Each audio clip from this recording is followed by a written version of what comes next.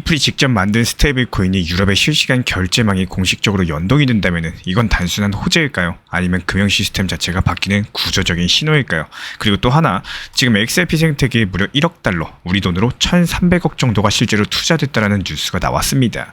그냥 마케팅용 펌핑일까요? 아니면 진짜로 XRP가 깔리는 그림이 시장에서 현실로 움직이고 있는 걸까요? 오늘 영상 통해서는 리플의 스테이블 코인 RLUSD 그리고 오픈페이드와의 실제 사용, 인프라 연동, 여기에 대해서 웹버스의 대규모 투자 유치까지 이런 모든 흐름을 하나의 구조로서 꿰어보겠습니다.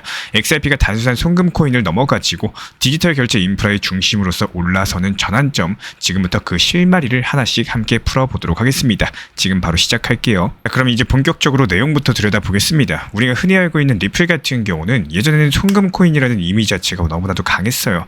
XRP를 이용해서 해외 송금을 빠르게 처리하는 기술 회사, 이 정도로만 알고 계신 분들이 많이 계셨을 겁니다. 그런데 지금의 리플은 그때랑은 완벽하게 다른 방향으로 진화를 하고 있습니다. 이제 리플은 글로벌 기업 간의 결제 시장, 다시 말해서 B2B 결제 인프라를 구축하는 기업으로 자리 잡고 있는데요. 리플이 이런 판에서 꺼내든 새로운 전략 카드가 바로 자체 발행 스테이블 코인 RLUSD인 거고, 이 스테이블 코인은 단순하게 달러에 1대1로 묶여있다는 수준이 아닙니다. 여기서 중요한 질문이 하나 떠오르죠. 왜 하필이면 리플이 직접 스테이블 코인을 만들까? 여기에는 두 가지 이유가 있습니다. 첫 번째로 규제 때문이에요. 리플은 지금 미국 금융 규제 안에서 기관과 기업들이 실제로 쓸 수 있는 스테이블 코인을 설계하고 있고요. 탈중앙 커뮤니티용이 아니라 법인용 회계에 쓸 수 있는 신뢰 가능한 코인을 만드는 것이 목표입니다. 두 번째 이유는 국경을 넘는 송금 수요예요. 특히나 미국과 유럽의 기업 간의 송금, 대규모 수출입 정산, 해외 법인 관리 등에서 전통적인 은행 시스템은 여전히 복잡하고 느립니다. 리플은 이런 시장을 정주준하고 있는 거고, 기존에는 XRP로 바로 송금을 처리했었다면은 이제는 RLUSD라는 스테이블 코인을 통해 가지고 결제의 안정성과 회계 투명성을 동시에 잡는 전략으로서 확장을 한 겁니다. 결국에 리플은 단순한 블록체인 스타트업이 아니라 디지털 달러 인프라를 깔고 있는 글로벌 결제 기업으로서 진화주고 있는데요. 이게 바로 오늘 우리가 주목하셔야 될 포인트입니다. 이제 여기서 중요한 연결점 하나가 등장을 해요. 바로 리플과 오픈페이드의 협력인데요. 오픈페이드 같은 경우는 영국에 본사를 두고 있는 금융 인프라 전문 기업이고요. 단순한 핀테크 스타트업이 아니라 실제로 유로화랑 파운드화 기반의 실시간 결제 시스템을 보유하고 있는 기업입니다.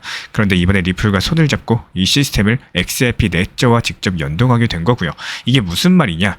리플의 블록체인 기반 결제망이 이제 유럽의 실제 금융 인프라랑 물리적으로 연결되는 구조가 만들어졌다는 뜻인 거고, 여기에서의 핵심은 리플이 만든 RLUSD, 즉 스테이블 코인을 오픈페이드가 직접 발행하고 소각까지도 할 수 있게 됐다는 점입니다. 굉장히 중요한 시도로 볼 수밖에 없는데요. 이제 RLUSD는 그냥 블록체인에서 돌아다니는 토큰이 아니라 유럽 기업들의 실제 자금 흐름 속에서 편입될 수 있는 디지털 달러로서 가능하게 된 겁니다. 기업 입장에서는 더 이상 복잡한 전환 절차가 필요 없습니다. 오픈페이드랑 연동된 API 하나만 연결하면은 RLUSD랑 미국 달러, 유로, 파운드, 여기에 대한 전환은 물론이고 법인 계좌 개설, 거래 정산, 급여 지급까지 원스톱으로서 처리할 수 있게 되는 구조인데요.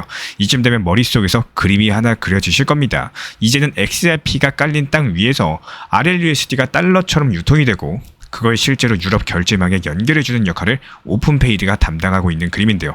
XRP는 눈에 보이지는 않지만 그 위에 RLUSD라는 디지털 화폐가, 그리고 그 위에는 기업들의 돈이 현실 세계의 금융 시스템과 연결되면서 흐르고 있는 구조가 형성이 될 겁니다. 즉 XRP가 기반이 되는 실제 사용 인프라의 토대 역할을 하고 있다는 점 잊지 마셔야 될 거고요. 이거는 단순한 파트너십이 아닙니다. 디지털 자산이 제도권 금융 인프라에 실질적으로 편입되는 사례이자 XRP 생태계 확장의 아주 결정적인 전환점이 될 텐데요. 여기에 또 하나 아주 중요한 움직임이 포착이 됐습니다. 바로 XRP 기반의 프로젝트 웹버스 인터내셔널이 무려 1억 달러 규모의 투자 유치에 성공했다라는 소식인데요. 웹버스 같은 경우는 그동안 XRP 레저 위에서 다양한 리플 레저 위에서 다양한 블록체인 서비스를 개발해온 기술 기업입니다. 단순하게 지갑이나 토큰을 만드는 수준이 아니라 결제 시스템, 디지털 자산 관리, NFT, 그리고 웹3 인프라까지 전부를 포괄하는 말인 거고, 그대로 XRP 생태계를 실제 사용 중심으로 이끌어가고 있는 기업입니다. 그런데 이번에 이 웹버스가 유치한 자금은 1억 달러, 우리 돈으로 1,300억에 달하는 천문학적인 규모인데요. 이건 그냥 일반적인 프로젝트 펌핑 자금이 아닙니다. 실제로 VC, 기관 투자자들이 참여한 실제 사용 기반으로 하는 생태계 베팅이라는 점에서 상당한 의미를 가지고 있고요. 그러면 이런 자금들은 어디에 쓰이느냐? 정말 명확합니다. 첫 번째로 XRP 기반 서비스의 고도화입니다. 기존에 해오던 국경 간의 송금, 디지털 결제, 자산 관리 시스템에 대해서 더욱더 정교하게 만들면서 더 많은 사용자랑 기업이 쓸 수 있도록 확장을 하겠다라는 거고, 둘째는 웹3 확장이랑 NFT 생태계 강화입니다. 이제 리플 레저는 단순한 송금 네트워크가 아니라 스마트 컨트랙트랑 디앱이 올라갈 수 있는 확장형 플랫폼으로서 진화를 하고 있어요. 그리고 마지막은 이런 모든 기술과 서비스를 글로벌 시장에 본격적으로 확장하는 데 쓰일 예정이에요. 여기서 우리는 한 가지 중요한 사실을 알 수가 있습니다. 이 투자자들이 믿고 돈을 넣은 거는 단지 웹버스라는 회사 하나가 아니라 그들이 인정한 거는 리플 레저라는 기반 기술, 그리고 그 안에 있는 속도, 수수료, 확장성, 그리고 제도권의 친화성입니다. 결국에 이건 단순한 펌핑 호재가 아니라요, XRP 생태계의 구조적인 가치가 시장에 의해서 평가받고 있다는 강력한 신호입니다. 이런 투자가 하루아침에 이루어지지가 않아요. 기술력과 파트너십, 실제 사용 가능성, 그리고 규제 환경까지 모든 요소가 일정 수준 이상을 넘었기 때문에 여기에서 파생돼서 이루어진 결과로 보여지고 있고, 즉 XRP는 지금 가격이 움직이지 않는다고 해서 정체된 게 아닙니다. 눈에 보이지 않는 곳에서 차근차근 인프라랑 생태계를 완성해 나가고 있는 중이에요. 이제 이 두 가지 흐름, 오픈페이드와의 결제망 연동, 그리고 웹버스의 1억 달러 투자 유치, 이걸 하나로 묶어서 보면은 완벽하게 새로운 그림이 펼쳐질 겁니다. 우선 우리가 주목해야 될 자산은 RLUSD고요. 표면적으로는 스테이블 코인이라는 이름을 달고 있지만 실제로는 국경을 넘는 결제를 위한 기반 자산으로서, 즉 기업들이 실무에서 사용할 수 있는 디지털 달러 인프라라고 볼 수가 있습니다. 여기에 오픈페이드는 RLUSD가 실제로 쓰일 수 있게 만들어주는 실제 사용 인프라 역할을 하는데요. 기업 계좌를 개설하고 유로, 파운드, 달러 간의 전환을 처리하면서 거래량 정산을 원스톱으로 처리할 수 있게 해주는 실물 연계 플랫폼입니다. 반면에 여기서 웹버스 같은 경우는 리플 레저 위에 올라가는 서비스 확장 허브인데요. NFT, 디앱, 디지털 자산 관리, 웹3 인프라까지 XRP 생태계를 다층적으로 확장시키는 엔진이라고 볼 수가 있어요. 이걸 구조적으로 정리해보면 리플에서 RLUSD 발행, 그리고 오픈페이드 인프라 연동되면서 리플 레저 기반 서비스 확장, 여기서 웹버스가 등장을 하는 거고, 리플과 오픈페이드, RLUSD, XRP 웹 생태계라는 이런 하나의 흐름이 완성이 되고 있는 겁니다. 그리고 그 중심에 깔려있는 공통된 바닥이 뭐죠? 바로 XRP죠. 근본으로 볼 수밖에 없는 이유인 거고, 우리가 종종 XRP를 보고 이거 뭐에 쓰이냐, 실제 사용이 있긴 한 거냐, 이런 의문을 던지거나 댓글 남겨주시는 분들도 계십니다. 설명을 드리니까 어떻습니까? 실제로 답이 명확해지고 있는 상황이죠. XRP 자체가 이 생태계 전체를 연결하는 결제의 레일 역할을 하고 있는 겁니다. 기차가 다니는 선로처럼 이게 눈에 보이진 않지만 그 위에서 RLUSD가 움직이고 기업 자금이 흐르고 서비스들이 돌아가고 있는 레일 역할을 하게 된다는 거예요. 지금 이 순간에서도 XRP는 조용하게 하지만 확실하게 글로벌 디지털 금융 인프라의 한가운데에 깔리고 있는 중입니다. 이게 바로 오늘 우리가 짚고 넘어가야 되는 가장 중요한 구조적인 시나리오고요. 자, 그렇다면 지금 이런 흐름들에 대해서 우리는 어떻게 받아들여야 될까요? 지금 XRP 가격이 기대만큼 움직이지 않는다라고 해서 왜 안 오르냐, 소송 끝났는데 왜 이러냐, 이렇게 생각하기 쉬운 타이밍입니다. 하지만 이럴 때일수록 단기 가격보다 XRP가 지금 어디에 깔리고 있는지를 보는 눈이 필요한 거고, 비트코인이 제도권 자산으로서 인정받게 된 계기가 뭘까요? 바로 ETF 승인이었습니다. 이런 것들이 투자 수단으로서 편입된 사례였죠. 그렇다면 XRP는 어떤 경로를 걷고 있을까요? 지금 XRP는 ETF보다 훨씬 더 실무적인 영역, 즉 글로벌 결제 인프라랑 회계 시스템 속으로 스며들고 있는 중입니다. 송금 코인을 넘어가지고 RLUSD라는 디지털 달러가 깔릴 수 있도록 레일을 제공을 하면서 그 위에 유럽의 결제 시스템과 기업 회계 흐름 자체가 올라타는 구조가 완성되어 가고 있는데요. 이런 흐름들이 계속 이어지게 된다면은 XRP는 단순한 알트코인을 넘어서 금융 백엔드 자산, 다시 말씀드려서 디지털 시대의 스위프트 같은 인프라 자산으로 격상될 가능성까지도 커지고 있습니다. 그리고 중요한 건 이겁니다. 실제 사용 수요는 결국에 가격 수요로 이어진다는 점인 거고, 오늘처럼 구조가 확장되면서 생태계가 깊어지고 인프라가 깔리면은 언젠가 수요는 눈에 띄게 반응하게 되어 있습니다.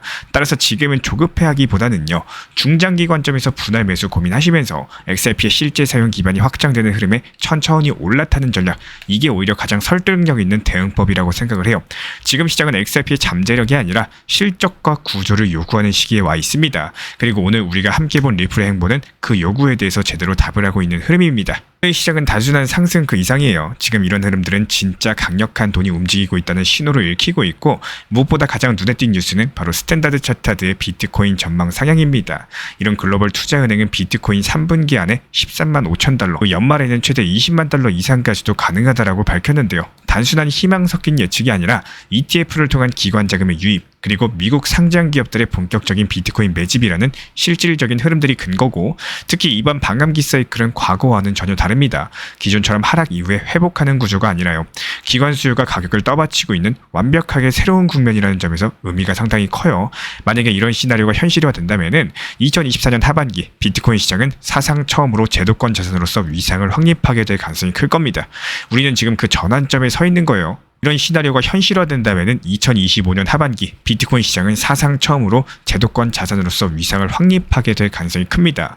우리는 지금 그 전환점에 서 있는 거고, 그리고 비트코인, 리플 이것뿐만 아니라 이더리움도 강력한 모멘텀을 보여주고 있습니다. 비트와이즈 CIO 매트 호건 측에서는 올해 하반기에만 이더리움 현물 ETF로 100억 달러가 유입될 것이라고 전망을 남겼는데요. 실제로 6월 한 달 동안 11억 달러 이상의 자금 자체가 유입이 됐었고, 이 속도가 유지되면 100억 달러는 충분히 가능한 수치로 보여집니다. 여기에 이더리움 같은 경우는 단순한 ETF를 넘어서 가지고요. 온체인 활성화, 실물 자산 연계 RWA, 기관 수요까지 복합적인 성장 동력을 동시에 갖추고 있기 때문에 비트코인이 디지털 금이라면은 이더리움은 디지털 금융 플랫폼으로서의 입지를 점점 더 확고히 해가고 있습니다. 한 가지 더 주목할 만한 흐름은 글로벌 시장 전체에 자금이 다시 들어오고 있다는 점이에요. 각국의 유동성이 자산 시장으로 이동을 하고 있고요. 디지털 자산, 특히나 비트코인과 이더리움 같은 경우는 그 중심에서의 수요의 파이프라인을 키워나가는 중입니다. 지금은 막연한 기대가 아니라 실제 자금이 움직이는 구간인 거고, 기관과 개인 모두가 이런 흐름들에 본격적으로 올라타고 있는 시점이에요.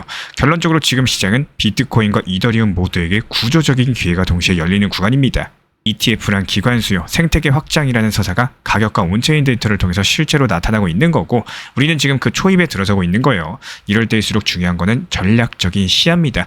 무리한 단타보다는요, 탄탄한 모멘텀에 올라타는 분할 매수 전략, 그리고 중장기적인 관점에서 이런 기회를 바라보는 시선 자체가 필요한 순간인 거고, 지금은 기다리는 자가 아니라 판을 읽고 올라타는 사람들이 앞서가는 시점입니다. 특히나 요즘 시장은 롤러코스터 장세가 이어지고 있습니다. 어제까지만 해도 상승할 것 같았는데 갑자기 XRP 하락하더니 또다시 반등 준다라거나, 그리고 잠을 자고 일어나 보니까 갑작스럽게 큰 하락이 와버린 경우 아마 다들 한 번쯤은 겪어보셨을 텐데요. 반대로 큰 하락이 와가지고 마음 졸였는데 자고 일어나니까 다시 3,000원대 회복한 날도 있었고요.